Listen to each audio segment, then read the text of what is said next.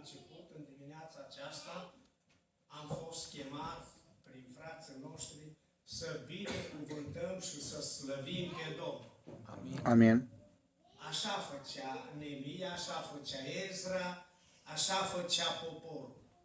Își înălța mâinile spre Domnul, lăuda, îl slăvea și era așa de minunat. Am vrea și în această dimineață, cu toată recunoștința, cu toată mulțumirea, pentru că Domnul încă ne-a lăsat în durarea Lui. Ne-a mai dat viață, ne-a mai dat sănătate. Suntem aici înaintea Domnului și ăsta e un mare har. De aceea merită Domnul să-i mulțumim.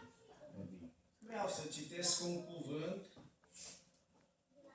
referitor la rugăciune, căci vreau să fie un îndemn. De altfel așa și spune cuvântul Domnului aici, că e un îndemn.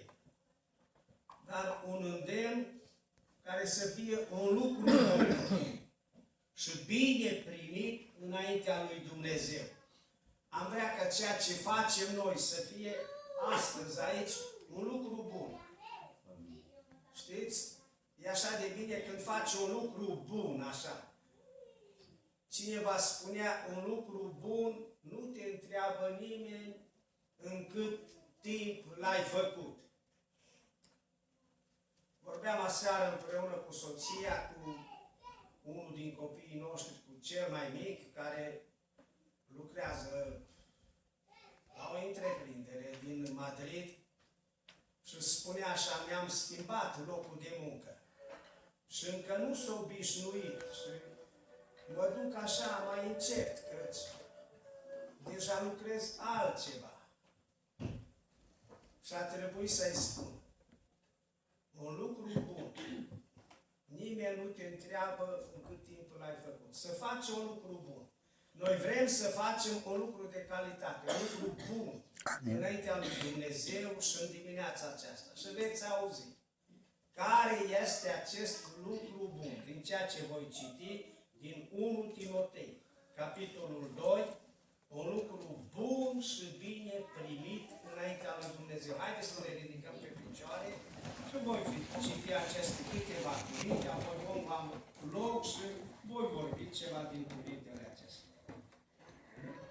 Vă îndemn, dar înainte de toate, să faceți rugăciuni, cereri, mijlociri, mulțumiri pentru toți oamenii, pentru împărați și pentru toți cei ce sunt înălțați în dregătorii, ca să putem duce astfel o viață pașnică și liniștită, cu toată evlavia și cu toată cinstea. Lucrul acesta este bun și bine primit înaintea lui Dumnezeu Mântuitorul nostru, Amin. care voiește ca toți oamenii să fie mântuiți și să vină la cunoștința adevărului, căci este un singur Dumnezeu și un singur mijlocitor între Dumnezeu și oameni, omul Iisus Hristos, care s-a dat pe sine însuși ca preț de răscumpărare pentru toți. Faptul acesta trebuia adeverit la vremea cuvenită și propovăduitorul și apostolul lui am fost spus eu, spunea Pavel. Spun adevărul lui Hristos, nu mint, ca să învăț pe neamuri credința și adevărul. Vreau dar ca bărbații să se roage. Suntem la rugăciune în dimineața aceasta. Vreau dar ca bărbații să se roage. Toți bărbații. Suntem destul de mulți bărbați în ziua de astăzi aici. Și cuvântul Domnului ne cheamă și ne spune prin cuvântul Lui, vreau dar ca bărbații să se roage. Doamne, ajută-ne să ne rugăm. Vreau dar ca bărbații să se roage în orice loc, să ridice spre cer mâini curate, fără mânie și fără îndoieli. Vreau de asemenea ca femeile să se roage toate surorile în această zi. Se pare că în ziua de astăzi suntem mai mulți bărbați decât femei și rar se întâmplă lucrul acesta. De aceea cuvântul Domnului s-a referit prima dată la bărbați, dar spune și femeile să se roage. Îmbrăcate în chip cuvincios, cu rușine și sfială, nu cu împletituri de păr, nici cu aur, nici cu mărgăritare, nici cu haine scumpe, ci cu fapte bune, care să cuvine femeilor care spun că suntem glavioase. Amin. Haideți să luăm rog. Vă îndemn, dar înainte de toate, să facem rugăciuni. E așa de frumos și bine și bun și plăcut înaintea lui Dumnezeu, înainte de orice activitate care o faci într-o zi, să te obișnuiești. Și înainte de toate să faci o rugăciune. Și să faci rugăciune. Am mai spus lucrul acesta. Și vi-l dau ca exemplu bun. Ginerele meu, care locuiește și acum în Madrid. Când porneam cu el într-o călătorie, mă urcam în mașină sau în furgoneta lui sau dacă aveam de făcut un drum lung, așa, el și acum face drumuri lungi. Înainte de a porni, eu urcam în mașină și înainte de a porni de pe loc, avea obiceiul acesta și zicea, tăticule, zi o rugăciune. Și ziceam o rugăciune. Așa era obiceiul lui. Un obicei bun și bine plăcut înaintea lui Dumnezeu. Înainte ca tu să-ți începi lucrul tău din ziua respectivă, obișnuiește-te. Înainte de toate, fă rugăciune. Amin.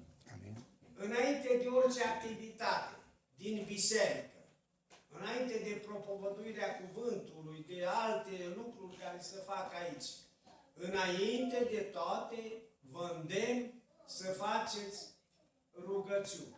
Dumnezeu să ne binecuvânteze. Amin. Când pornești într-o călătorie, nu știi ce se poate întâmpla și câte se pot întâmpla și câte accidente se pot întâmpla. Și nu știi ce te paște și ce te așteaptă. Înainte de toate, vă îndemn să faceți rugăciuni. Dumnezeu să vă binecuvinteze. Amin. Frate Ciobi, tu mergi mult în Polonia. Când pornești la rugăciune, când pornești cu mașina și știi, mă duc până în Polonia sau unde mă duc, să fie, și eu cred că o faci, fratele Ciobi. Fă o rugăciune. Dumnezeu să ne binecuvinteze. Înainte de toate să facem rugăciuni. Rugăciunile sunt de multe feluri. Și câteva dintre ele le găsim aici scrise. În 1 Timotei, capitolul 2.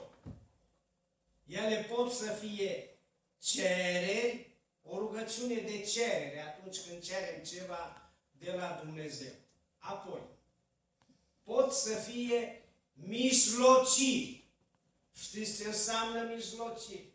Am înțeles cel mai bine când am citit în Psalm ce înseamnă rugăciunea de mijlocire. Te rogi pentru cineva și mijlocești înaintea lui Dumnezeu.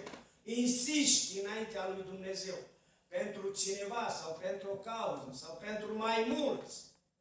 Cum mijlocea Avram odată pentru Sodoma și a spus, Doamne, acolo, poate în orașul acela, în Sodoma, sunt și oameni buni, Doamne, nu-i nimici. Și a mijlocit înaintea lui Dumnezeu. Și e bine să mijlocim pentru orașul nostru, pentru lume. Poate sunt oameni buni aici. Și văd mereu, și astăzi văd, persoane care au venit pentru prima dată în biserica noastră și zic, Domnul să-i binecuvinteze. Să binecuvinteze Domnul și pe verișorul lui Cristi, cu care ne-am mai întâlnit și în alte locuri la rugăciune, dar îmi spunea pentru prima dată, în locul acesta. Dumnezeu să vă binecuvinteze pe toți. Amin. Și noi trebuie să facem mijlocii pentru toți oamenii. De ce? Amin. De ce să facem mijlocii? Să ne rugăm pentru ei. E un fel de rugăciune, mijlocire. Rugăciunea de mijlocire. Spune căci Domnul, Mântuitorul nostru, spune în versetul 4, voiește ca toți oamenii să fie mântuiți. Amin. Și să vină la cunoștința adevărului. Doamne ajută! Amin. Totdeauna am crezut și cred așa. Și voi crede. Oricât mi-ar spune alții. Eu știu că toți oamenii au dreptul la mântuire. Și știu că nu sunt oameni aleși pentru mântuire. Numai ăștia și ceilalți nu. Că numai pe ăștia i-a ales Dumnezeu. Niciodată nu voi propovădui așa ceva. Pentru că găsesc un temei biblic. Spune cuvântul Domnului și aici și în multe locuri. Domnul dorește ca toți oamenii să fie mântuiți. Amin. Amin. Dumnezeu să ne binecuvinteze. Amin. Amin. N-am zis amin că am terminat. Am spus să întăresc ceea ce spune Biblia. Domnul dorește ca toți oamenii să fie mântuiți. Amin. Ajută, Doamne, ca toți oamenii să fie mântuiți. Amin. Unii spuneau în vechime, numai evreii pot să fie mântuiți. Că ei sunt un neam ales, numai evrei. Și celelalte neamuri nu. Dar a venit Domnul Iisus și a rămas scris în Ioan, Evanghelia după Ioan, capitolul 3, versetul 16. Fiindcă atât de mult a iubit Dumnezeu lumea, încât a dat pe singurul lui Fiu, pentru ca oricine, nu numai evrei, nu numai penticostali, nu numai reformații, nu numai ortodoxi, nu, oricine, nu cei pe care considerăm noi, sau cum spun unii, vor merge în cer 144.000, nu vor merge în cer 144.000. Vor merge în cer oricine vrea să fie mântuit prin Domnul Iisus Hristos. Și Dumnezeu să ne binecuvinteze. Amin. Și ne rugăm Domnului. Și lucrul ăsta este bun și plăcut înaintea lui Dumnezeu. Ca oricine vrea să vie la mântuire, Dumnezeu să lucreze la inima lui și Dumnezeu să-și întărească mărturiile lui în orașul nostru, în biserica noastră. Și să ne grăbim, spune cuvântul Domnului, să intrăm în odihna Lui, să intrăm în mântuirea, în odihna sufletului care ne-o dă cuvântul lui Dumnezeu. Și Dumnezeu să ne binecuvinteze la aceasta. Amin. Acesta este un motiv pentru care ne vom ruga și vom mijloci înaintea lui Dumnezeu în ziua de astăzi. Ne rugăm ca toți oamenii să fie mântuiți. Și dacă Domnul are, și eu cred că are, și cred că în orașul Luduș încă mai sunt oameni cu inimă bună, încă oameni la inima cărora Dumnezeu lucrează și îi cheamă la mântuire. Încă mai are Domnul. Noi nu-i știm și nici nu-i clasificăm și nici nu-i alegem. Domnul este Cel care îi cheamă și alege. Slăvit și binecuvântat să fie Domnul. Datoria noastră este să ne rugăm. Amin. Să facem lucrul acesta bun și bine primit înaintea lui Dumnezeu. Și Dumnezeu să ne binecuvinteze. Sunt multe motive pentru care să ne rugăm lui Dumnezeu. Și aici cuvântul Domnului mai scoate în evidență ceva și spune să ne rugăm și pentru dregători. Vin alegeri. Nu-s departe. O să fie și alegeri în România. O fost și în America și văd că fiecare țară își are alegerile ei. Și despre lucrul acesta. Cuvântul Domnului spune că este bun și bine primit înaintea lui Dumnezeu. Ne rugăm ca Domnul să lucreze în așa fel pentru ca cei care dau legi și cei care vor conduce destinele României să fie oameni cu frică de Dumnezeu și să aibă în ei calitatea aceasta de creștin, așa cum o spun românii. Spune că peste 90%, 97% cât suntem creștini, dar să fim cu adevărat creștini, urmașa lui Hristos. Dumnezeu să ne binecuvânteze. Ne rugăm Domnului, dragii mei, haideți să ne ridicăm în picioare.